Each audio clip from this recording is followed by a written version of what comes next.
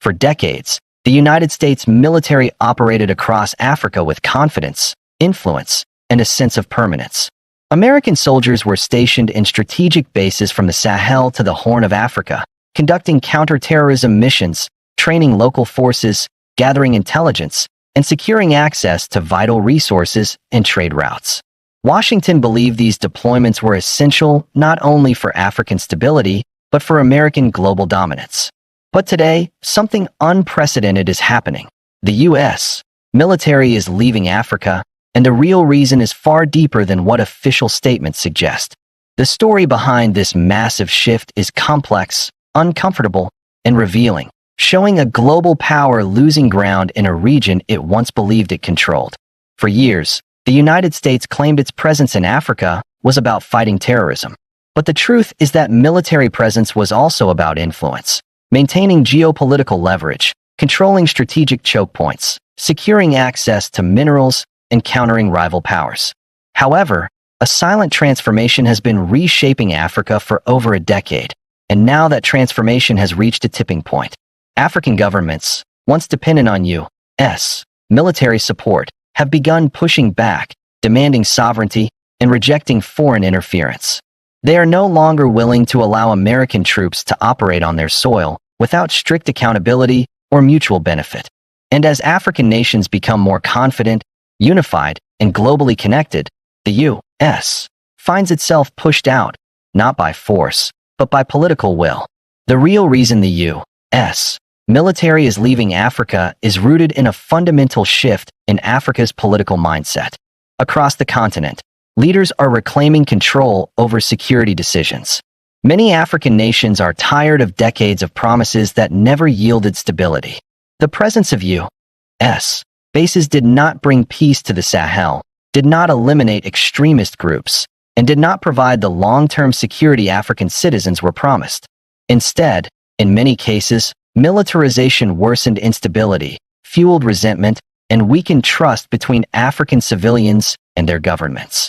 As a result, a new generation of African leaders believes that foreign military footprints do not protect Africa, they undermine it. This shift was most dramatically seen in the Sahel region.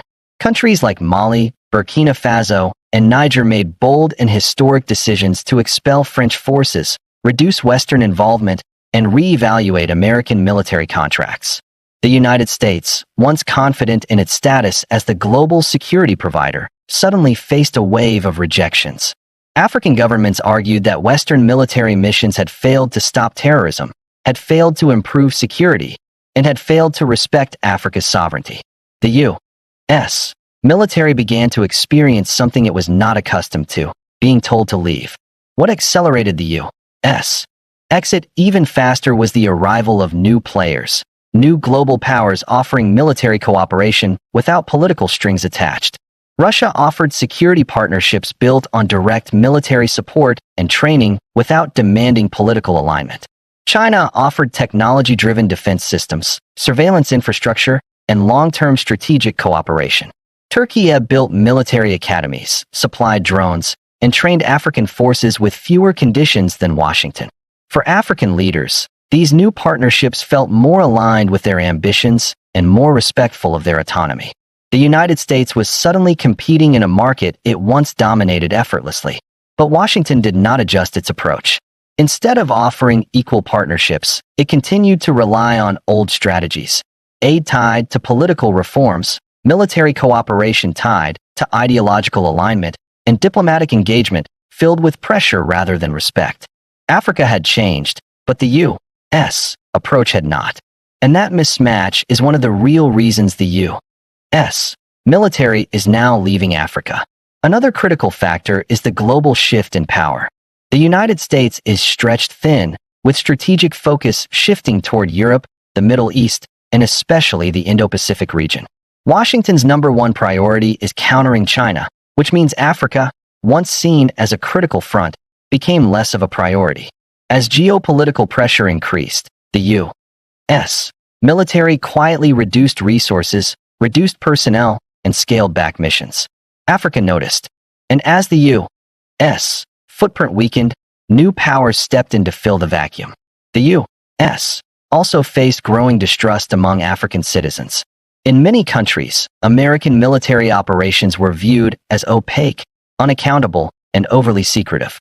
Local populations questioned why extremist groups grew stronger despite years of Western intervention. They questioned why American-trained forces collapsed so quickly in conflict. They questioned why U.S.-backed governments often seemed more loyal to foreign interests than to their own people.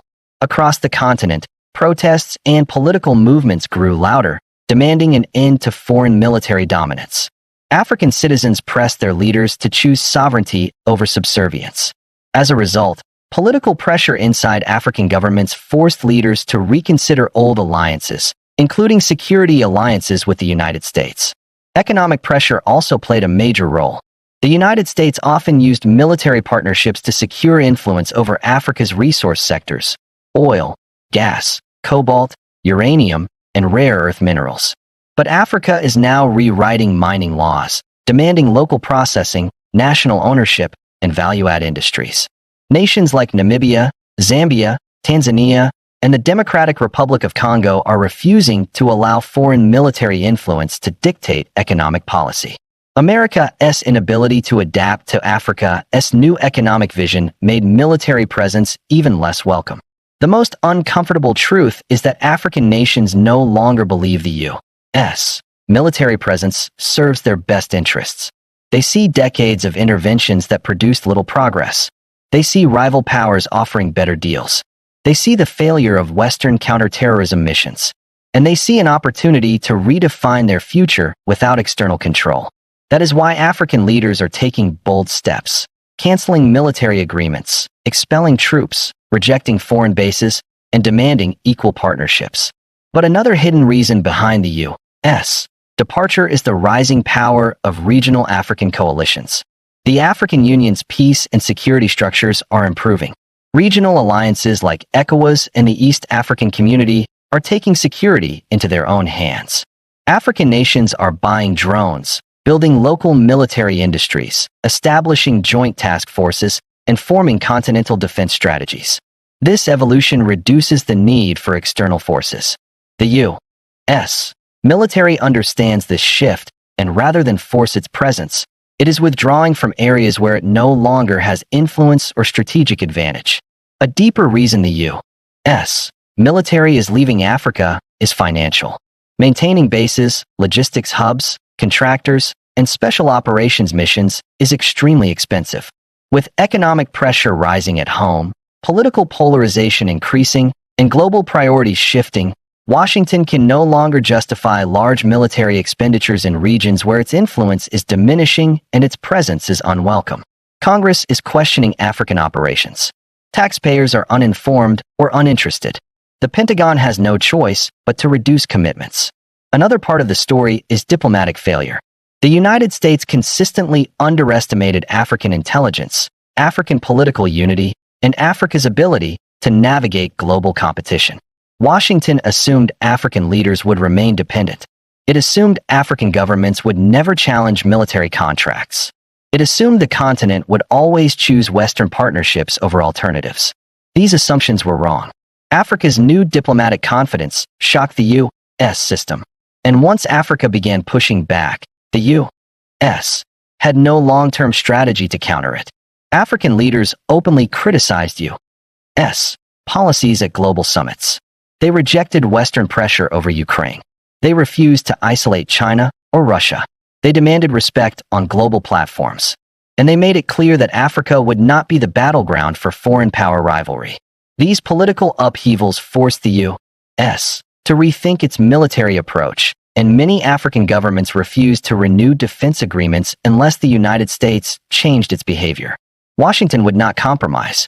Africa would not back down. The break was inevitable. What makes this moment historic is that Africa is not pushing the U.S. military out in anger, but out of evolution. Africa is rising. Africa is industrializing. Africa is globalizing. Africa is choosing partners strategically. And Africa is rewriting its relationship with every major global power. The decline of U.S. military presence is not an isolated event. It is part of a broader transformation in which Africa is demanding sovereignty over its land, its resources, its security, and its future.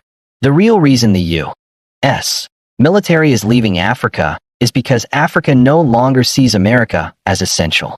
And that is something Washington never prepared for. In the coming years, the world will witness a new era in African security.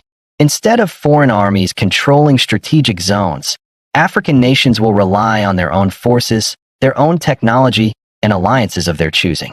Instead of accepting foreign dominance, Africa will operate as a powerful geopolitical actor. And instead of reacting to global events, Africa will influence them. The U.S. withdrawal is not simply a military story. It is a symbol of a changing world. It is a sign that global power is shifting. It is evidence that Africa's rise is real, unstoppable, and reshaping the global order. And it is a lesson for the United States. Influence cannot be maintained through military presence alone. Respect, partnership, and equality matter more today than ever before. The U.S. military leaving Africa is not the end of American involvement, but it is the end of an era where the United States assumed it controlled Africa's security future. Now Africa is writing its own story, making its own decisions, and building its own path. And the world is finally recognizing that Africa is no longer a passive player. It is a force reshaping the future of global power.